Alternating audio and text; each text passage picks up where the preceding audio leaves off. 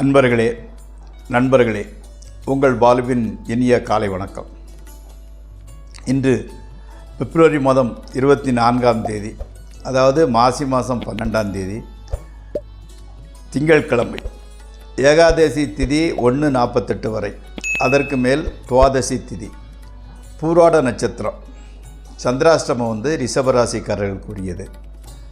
ராகு காலம் காலையில் 7:30லிருந்து 9 வரை, யமகண்டம் 10:30லிருந்து 12 வரை, நல்ல நேரம் காலையில் 6:30லிருந்து 7:30 வரை, 9:30லிருந்து 10:30 வரை, சாயங்காலம் 4:30லிருந்து 5:30 வரை. நீங்கள் அணிய வேண்டிய உடையின் நிறம், அதாவது போடக்கூடிய சட்டினோட கலர் வெண்மை, வெள்ளை கலரு. தவிர்க்க வேண்டியது ஆகாதது பச்சை கலரு. சாப்பிட்டது உருளைக்கிழங்கு அல்லது மொச்சை சாப்பிடலாம். இப்பொழுது நம்ம இந்த ஜோதிட பாட நிகழ்ச்சியில் பூச நட்சத்திரம் பிறந்தவங்களை பற்றி பார்த்து கொண்டு வந்தோம் அல்லவா. இந்த பூச நட்சத்திரம் 3ஆம் பாதத்தில் பிறந்தவர்கள் அரசாலும் அரசியல் கட்சிகளாலும் ஆதாயம் அடைபவர்களாக இருப்பார்கள். பூர்வீகத்தால் நன்மை காண்பவராக வாழ்வார். அவங்க பூர்வீக சொத்து சுகம் மூலம் ஆதாயங்கள் வந்து கொண்டிருக்கும். 3ஆம் பாதம் முதல் பதியில் பிறந்தவர்கள் அச்சு, அதாவது பிரிண்டிங் ப்ரெஸ்ஸு அல்லது புத்தக வெளியீடு, நியூஸ், அதாவது செய்தித்துறை, செய்தி பேப்பராக இருக்கட்டும், யூடியூப்பாக இருக்கட்டும், ஏதோ ஒன்று, அந்த செய்தித்துறை. அடுத்தால் வானொலி, ரேடியோ, போஸ்ட் ஆஃபீஸ் அல்லது கூரியர் சர்வீஸ், போக்குவரத்து, ஜோதிடம், அஸ்ட்ராலஜி, லிட்ரேச்சரில் ஈடுபாடு. அதே மாதிரி மொழிப்பயிற்சி, அதாவது லாங்குவேஜ் கற்றுக் கொடுக்க தொழில் போன்றவைகளால் முன்னேற்றம் அடைவார். அதே மாதிரி இந்த ஜோதிட பாடத்தை சற்று நிதானமாக புரிந்து கொள்பவர்களுக்கு அதிக ஈடுபாடு உண்டாகும். அது மட்டும் இல்லாமல் பிற்காலத்தில் அந்த ராசி நட்சத்திரம் அதை சொல்லி கொடுக்கும்போது உங்களுக்கு மிகவும் எளிதாக புரிந்து கொள்ள முடியும். இப்போது நம்ம ராசி பலன் நிகழ்ச்சிக்குள் செல்வோம். இந்த ராசி பலன் நிகழ்ச்சி உங்களுக்கு பயன்படுமாயின், உபயோகப்படுமாயின் அதை சப்ஸ்கிரைப் செய்யவும், நண்பர்களுடன் பகிர்ந்து கொள்ளவும். இன்னும் விரிவாக உங்களது ஜாதகத்தை அலசி ஆராய்ந்து நெகட்டிவை கம்மி பண்ணுறதுக்கு, குறைப்பதற்கும், பாசிட்டிவ் எனர்ஜியை கூட்டுவதற்கும் என்னென்ன வழி என்று தெரிந்து கொள்ள வேண்டுமென்றால் 9740846466 என்ற நம்பருக்கு ஃபோன் செய்து அப்பாயின்மெண்ட் பெற்றுக்கொள்ளுங்கள். வாருங்கள், நிகழ்ச்சிக்குள் செல்வோம். மேசராசி. எதிர்பாராத வகையில் உங்களுக்கு சொத்து சேர்வதற்குண்டான வாய்ப்பு இருக்கின்றது. குடும்பத்தில் சுபகாரியங்கள் நடைபெறுகின்றன. கணவன் மனைவி உறவு மட்டும் மகிழ்ச்சிகரமாகவே இருக்கின்றது. உத்தியோகம் பார்ப்பவர்களுக்கு மேலதிகாரிகள் பதவி உயர்வுக்கு சிபாரிசு செய்கின்றனர். அடுத்து ரிஷபராசி. வெளியூர் பிரயாணங்கள் ஏற்படலாம். ஏற்பட்டால் அதன் மூலம் சிறிது லாபமும் கிடைக்கிறது. பணத்தட்டுப்பாடு கொஞ்சம் குறைகிறது. தொழிலில் முன்னேற்றம் ஏற்படுகிறது. மனதில் ஒரு நிம்மதி உண்டாகிறது. பெரியவர்கள் சந்திப்பு, அரசாங்க ஆதரவு முதலியன கிடைக்கின்றன. அடுத்து மிதுன ராசி. குடும்பத்தினரின் உடல்நிலையை நன்கு கவனித்து வாருங்கள். தொழிலில் சிறிது லாபம் வருகிறது. எந்த காரியத்தை எடுத்துக்கொண்டாலும் வீண் காலதாமதம், அதனால் உங்களுக்கு ஒரு கொஞ்சம் கவலை ஜாஸ்தியாகிறது. கணவன் மனைவி உறவு பற்றி அவ்வளவு சிறப்பாக கூறுவதற்கு இல்லை. அடுத்து கடகராசி.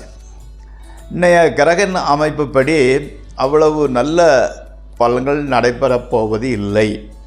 பெரிய அளவில் ஒரு கவலையோ அச்சமோ மன தளர்ச்சியோ அடைய வேண்டியதில்லை.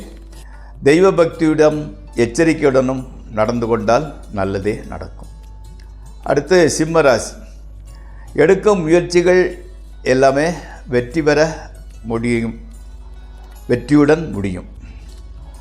அதே மாதிரி எப்படின்னா, பெரிய அளவு வெளியூர் பிரயாணங்கள்னால் நன்மையை நடக்கப் போவது இல்லை. அதனால் அதை தவிர்த்து விடுங்கள். குடும்பத்தில் வந்து மகிழ்ச்சியும் வருத்தமும் கலந்தே தான் நடக்கும். கணவன் மனைவி உறவு மட்டும் நல்லவிதமாகவே நடக்கிறது. அடுத்து கன்னிராசி. தொழிலில் வெற்றியும் முன்னேற்றமும் கிடைக்கிறது. நோய்கள் அகன்று ஆரோக்கியம் அபிவிருத்தி அடைகிறது. குடும்பத்தினர் எல்லாருமே ஓரளவு மகிழ்ச்சியாகவே இருக்கின்றனர். ஒரு குறையும் இருக்காது. மனமாகாதவர்களுக்கு திருமண பேச்சு மும்முரமாக நடக்கிறது. பணவரவு கூட அதிகரிக்கிறது. அடுத்து துளாராசி. தொழிலில் வந்து சில சிறு தடங்கல்கள் உண்டாகின்றன. மேலதிகாரிகளின் விரோதமும் நண்பர்கள் உறவினர்களின் மாறுபட்ட மனப்பாங்கும் உங்களை சற்று அதிர்ச்சிக்குள்ளாக்கிறது, கவலைப்பட வைக்கிறது. குடும்பத்தில் வந்து சிறு சிறு தகராறுகள் விளைந்து கொண்டே இருக்கின்றன. ஸ்பெக்குலேஷன் ட்ரேடிங்கில் கொஞ்சம் நஷ்டமே வருகிறது. அடுத்து விருச்சிக ராசி. சீசனல் நோய்கள், அந்தந்த சீசனுக்கு வருது இல்லையா, அந்த மாதிரிப்பட்ட நோய்கள் வந்து வாட்டுகின்றன. தேவையில்லாத மனக்கவலை அதிகரிக்கிறது. அரசாங்க விரோதம் உண்டாகிறது. பணவரவுக்கு மேல் செலவு அதிகரிக்கின்றது. மனச்சோர்வுக்கு இடம் தராதீர்கள். கணவன் மனைவி உறவு மட்டும் இன்பமாகவே இருக்கிறது. அடுத்தால வந்து தனுசு ராசி. விரோதிகள் இடம் மாறி செல்கிறாங்க. உங்களுக்கு ரொம்ப விரோதத்தை பகையாளின்னு சொல்லக்கூடியவர் வந்து இடம் மாறி போயிட்டார். அதனால் வந்து பெரிய அளவு உங்களுக்கு பகை வரப்போவது இல்லை. உறவினர்கள் உதவ முன்வருகின்றார்கள். குடும்பத்தில் வந்து ஒரு புதிய ஜீவன் தோன்றுகின்றது. தொழிலில் வந்து நல்ல முன்னேற்றம். ஆரோக்கியம் வந்து நன்றாகவே இருக்கிறது. ஊதாரித்தனமான செலவுகள் குறைகின்றன. பணச்செலவு உண்டாகிறது. பண சேமிப்பு உண்டாகிறது. அடுத்தால வந்து மகரம். மனக்கவலைகள் வந்து இருக்க இடம் தெரியாமல் போய்கிட்டே இருக்கிறது.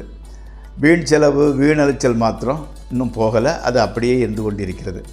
குடும்பத்தில் வந்து மங்களமான காரியங்கள் நடைபெறுகின்றன. திருமணம் ஆகாதவர்களுக்கு திருமண பேச்சு மும்முரமாக நடைபெறுகிறது. சிலருக்கு எதிர்பாராத வகையில் பொருள் வரவு கூட உண்டாகின்றது.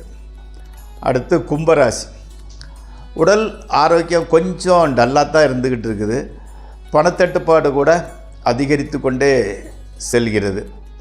நண்பர்கள் உறவினர்களுடன் விரோதம் ஏற்பட வாய்ப்பு உள்ளது. பிரயாணங்கள் அவ்வளவு நன்மைப்படும்படி இல்லை, நன்மை பயப்பது இல்லை. கணவன் மனைவி உறவு மட்டும் ஓரளவு நல்ல விதமாகவே இருக்கின்றது.